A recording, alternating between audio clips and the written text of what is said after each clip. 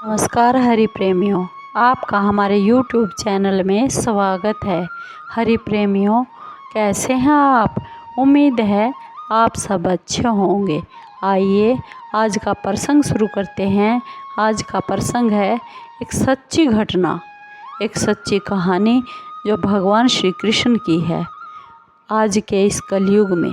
हरि प्रेमियों, उससे पहले अगर आप हमारे चैनल पर नए हैं तो प्लीज़ चैनल को सब्सक्राइब ज़रूर कीजिए और बेल आइकॉन को ज़रूर दबा लीजिए ताकि आप तक हमारे सारे नोटिफिकेशन पहुंच सके।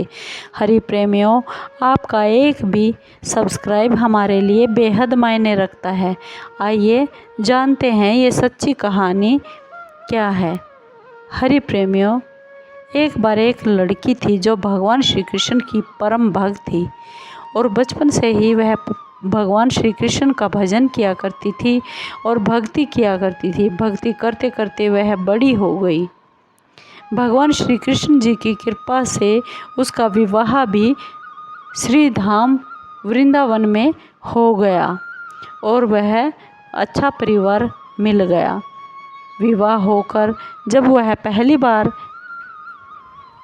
बार ही वृंदावन आई, पर नई दुल्हन होने के कारण वह कहीं पर भी जा नहीं सकी और वह फिर अपने मायके चली गई। और एक दिन वह भी आया जब उसका पति उसको उसके मायके में लेने के लिए आ गया। अपने पति के साथ फिर से वह अपनी ससुराल वृंदावन चली गई। पहुँचते पहुँचते उसे शाम हो गई। पति वृंदावन में यमुना किनारे रुककर कहने लगा, देखो प्रिय, शाम का समय हो गया है। मैं यमुना जी में स्नान करके अभी जल्दी ही आता हूँ। तुम जब तक इस पेड़ के नीचे बैठ जाओ और अपने सामान की देखभाल ज़रूर करना। मैं यहाँ थोड़े ही समय में आ जाऊँगा। यही सामने ही हूँ, ज़्यादा दूर नहीं हूँ। अगर आपको कोई परेशानी हो तो मुझे आवाज़ लगा देना। इतना कहकर उसका पति वहाँ से चला गया और वह लड़की उस पेड़ के नीचे बैठ गई। अब एक हाथ लंबा वह घूंघट निकाले हुई थी, क्योंकि वह ससुराल है और गांव भी है। और वह उस पेड़ के नीचे बैठी रही और अपने मन में विचार करने लगी कि देखो, ठाकुर जी की कितनी कृपा है। मैंने बचपन से ही उसका नाम लिया है, उसको भजा है। उनकी कृपा से मेरा विवाह भी आज श्री धाम वृंदावन में ही हो गया है। मैं इतने वर्षों से ठाकुर जी को इतना मानती हूँ, इतना प्यार करती हूँ, परंतु अब तक उनसे कोई मैंने रिश्ता नहीं जोड़ा। फिर सोचती है, ठाकुर जी की उम्र कितनी होगी? लगभग 16 साल के होंगे। मेरे पति 20 साल के हैं, उनसे थोड़े बहुत ही छोटे हैं, इसलिए मेरे पति के छोटे भाई की तरह ही हुए। ऐसे तो फिर वे मेरे देवर की तरह हुए। तो आज से ठाकुर जी को मैं अपना देवर मानूंगी। अब तो ठाकुर जी से अपना नया रिश्ता जोड़कर वह बहुत खुश हुई और अपने मन ही मन में ठाकुर जी से कहने लगी, ठाकुर जी, आज से मैं तुम्हारी भाभी हुई और तुम मेरे देवर हो गए। अब वो समय भी आएगा जब तुम मुझे भाभी भाभी कहकर बुलाओगे। इतना सोच ही रही थी कि तभी एक 10-15 साल का बालक आया और उस लड़की से बोला, अरे भाभी भाभी। लड़की एकदम अपने भाव से बाहर निकल आई और सोचने लगी, अरे वृंदावन में तो मैं नई दुल्हन हूँ, ये भाभी कहने वाला मुझे कौन बुला रहा है। नई थी इसलिए घूंघट उठाकर उसने नहीं देखा कि गांव के किसी बड़े बूढ़े ने अगर देख लिया तो बहुत बदनामी होगी। अब वह बालक बार बार कहता हुआ उसकी तरफ आ रहा है और वह उत्तर नहीं दे रही। बालक जब उसके पास आ गया और बोला, अरे भाभी, तनिक अपना चेहरा तो दिखाई दो।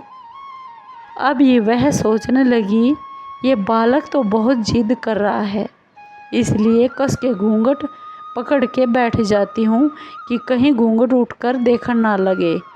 लेकिन उस बालक ने ज़बरदस्ती उसका घूंघट उठाकर चेहरा देखा और वह वहाँ से भाग गया।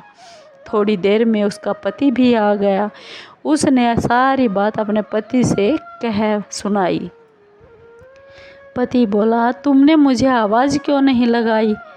वह लड़की बोली, वह तो इतने में भाग ही गया, मैं आवाज़ लगाती जब तक।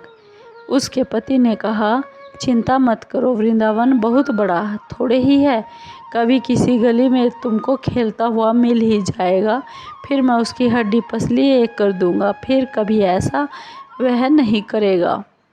तुम्हें जहाँ पर भी दिखे तो तुम मुझे ज़रूर बता देना। फिर दोनों पति पत्नी अपने घर आ गए। कुछ दिन बाद उसकी सास ने अपने बेटे से कहा, बेटा देख, तेरा अब ब्याह भी हो गया और बहू भी मायके से आ गई है, पर तुम दोनों अभी तक बांके बिहारी जी के दर्शन करने के लिए नहीं गए हो। कल जाकर बहू रानी को दर्शन करा के बांके बिहारी के जरूर लाओ। अब अगले दिन दोनों पति पत्नी भगवान ठाकुर जी के बांके बिहारी जी के मंदिर में दर्शन के लिए जाते हैं। मंदिर में बहुत ही भीड़ थी। वह लड़का अपनी पत्नी से बोला, देखो, स्त्रियों के साथ तुम जाकर आगे दर्शन करो और मैं भी दर्शन करके आता हूँ। अब वह जैसे ही आगे गई, घूंघट नहीं उठाती। उसे डर लग रहा था कि कभी कोई बूढ़ा उसे ना देख ले तो ऐसा कहेगा कि नई नई बहू घूंघट उठाकर घूम रही है। बहुत देर हो गई। पीछे से पति ने आकर कहा, अरे बावली, ये तो बांके बिहारी जी है, ये सामने है, घूंघट काहे ना उठा रहे? घूंघट ना खोलोगी तो दर्शन कैसे करोगी?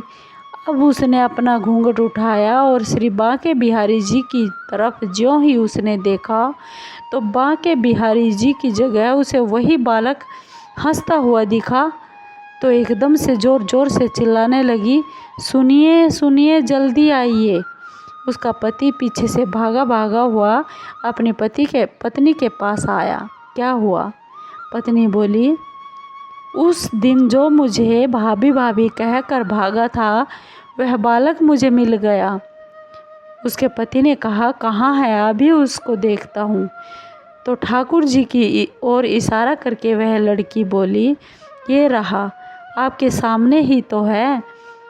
उसके पति ने तो देखकर बहुत हैरान हो गया और बोला, धन्य हो तुम, वास्तव में तुम ही धन्य हो। तुमने सच्चे भाव से इसको याद रखा है, इससे प्यार किया है।